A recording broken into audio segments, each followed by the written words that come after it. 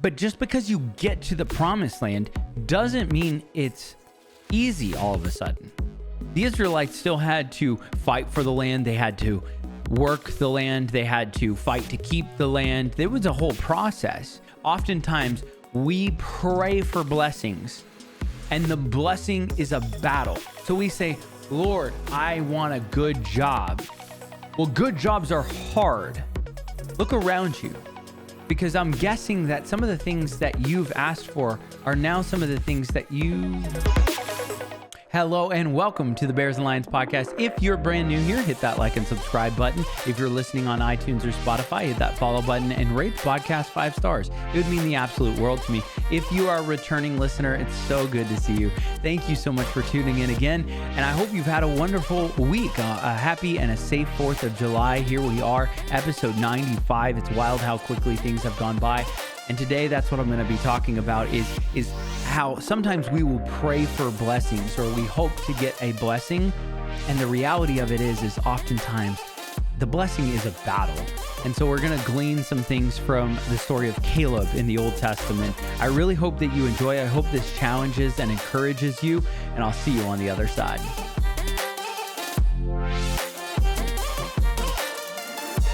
If you followed my story, especially over the last year, we started the podcast last August, so we're literally right at about a year, which is wild to think about. But I was going back through and listening to some of the early podcasts, and if you remember, I was actually in a previous job pursuing a new job. And I came across a podcast where I was actually interviewing for a job that I didn't get, but that interview led me to the job I now have, that I moved up here to Baltimore for. And I was listening to the podcast, and it was really unique how the hiring manager, I still remember he called me and was like, hey, can we talk? I was like, yeah, this probably means I'm not going to get the job. He's like, we're not going to offer you the job, but, which nobody likes to hear, you're not going to get the job, right? Nobody likes to hear that. But I just remember feeling this, like, almost this weight off my shoulders. Like, look, I did everything I could. I prepped. I thought I was a great candidate, but if I got beat out because somebody else was better than me, I genuinely gave everything I had. So it was like, look, this other person probably deserves it. But then he said, look, we're not going to offer you the job. Instead, we want to recommend you for this job. And he got me in contact with now my manager, and he went on to tell me, we talked for a little while, but he just said, anything you need, I want to help you get this job. I think you're going to be great at it. I think you will love it. I think it'll be so incredible for you. And it was almost in that moment that I realized it's okay to hear no, especially when it leads you to the promised land, or it leads you to your purpose and the job that you really love. And since I've moved to Baltimore and gone through training and learned this job inside and out, and I'm, about to start the job now, because the training is actually wrapping up. And I've just found that this is the job for me. This was always the job for me. This was my promised land. And as I was listening to the podcast, I was kind of welled with emotion of the fact that so many people were involved in getting me here. And so I went to this story in the Old Testament of the Bible. And of course, if you have been listening to the podcast, or if you know me, you know that I believe in Jesus and I love the Bible. I think there's so much that is good in the Bible, especially even if you don't even believe in God. There's management, there's morality, there's joy, there's grief, there's how you handle all these different things. Management, I think I said, but there's decision making that has to take place, proverbs and way of life, and just best practices. There's so much in it that is, even if you didn't even believe in God, there are lessons that can be gleaned from it. I'm going to keep this short today, but I want to go through this just really quick, because there's this story of the Israelites that are going to the promised land. That's where the term the promised land came from, is Moses leading the Israelites out of slavery in Egypt, and God has promised them this land. So he leads them to the promised land. Now there's a little bit of an issue, is that when they get there the first time, the Israelites scout out the area, and 2 of the scouts say, yeah, we can take this. There's people who are living here, but we've been promised this land. So let's go to battle and fight for this land. And the rest of the Israelites that scouted the land said, nope, we can't do it. There are giants in there. It's scary. We're not going to be able to do this. We shouldn't try to even take this promised land. Like, clearly that defeats the purpose of promised land. And of course, it's not awesome that they did that, because then, of course, they go into the wilderness for 40 years. The Lord has them wander. However, the two that said, yes, we can do this, was Joshua and Caleb. And this is what I want to hit really quick. It's the promised land. I think everyone thinks that the promised land, or the job that they want, they think that it's going to change everything.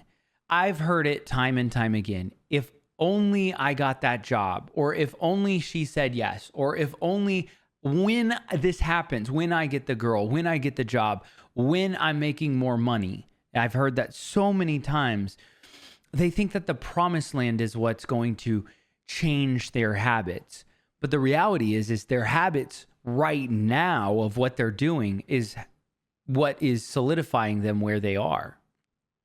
And so everyone thinks that the promised land is this perfect place where you just stop working and you live lavish, because it's the land flowing with milk and honey. But just because you get to the promised land doesn't mean it's easy all of a sudden. The Israelites still had to fight for the land. They had to work the land. They had to fight to keep the land. There was a whole process. It wasn't like they just lived and all of a sudden people took care of them and they were just lavish and they could chill. That's not the promised land. The promised land is the battles and the skills that you get along the way, so that it means so much more to you. It's the process of getting the dream job. It's the process of getting the new house, or it's the process of being promoted. That is exciting. I've heard it time and time again from rich people who say, being rich sucks.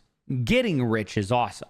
It's the grind, the work, and the process that you go through. And as I look back, I am so thankful for the job that I have now. I love the job. I consider it my promised land in a way, but I know that it's hard work, and I know that it's going to take a while. This guy named Caleb, who went through and scouted it, who thought it was great, this is a perfect example. In Joshua 14, 6 through 13, he actually goes to Joshua, who's now leading Israel, and he says, look, I went and scouted this 40 years ago, or 45 years ago, when I was 40 years old. Now I'm 85 years old. Moses promised me the land that has these Anakites that are living in it. Bless me by giving me that land. I'm going to go drive them out and go to battle at 85, and I'm going to take the land that was promised me. So Joshua blesses them. The blessing is a battle. I want that to sink in a little bit. Oftentimes, we pray for blessings, and the blessing is a battle. So we say, Lord, I want a good job. Well, good jobs are hard. So we may get a job and then realize this is hard. This is tough. Well, yeah, it's a good job. The blessing is the battle of the fact that you now have more responsibility. The blessing is, yeah, you get paid more, but now you have responsibility for more employees, or now you have more responsibility on your choices. The blessing is the battle. And that's where it is so unique to me, because as I've gone through these last few months of training, I am now wrapping up and finishing my training at my job. I am about to be released into the wilderness, if you would, as a freshly graduated from training rep who's going to go and do the job to the best of my ability. That just because I finished training, I've made it to the promised land, it doesn't mean it's over. Literally everybody I talk to in my position that has been working there for 2, 3, 4 years. I talked to somebody just today who's been there for 3 years or 4 years, and he was like, I still learn stuff on a daily basis. It's still hard for me to understand this. You know how refreshing it is, but also how encouraging it is to be reminded. It is a battle every day. So if you are praying for rain, bring an umbrella. Because the reality is, you can pray for whatever blessings you want, but the majority of the blessings are, God doesn't just plop things into your lap and say, okay, here it is. You can now just sit and chill.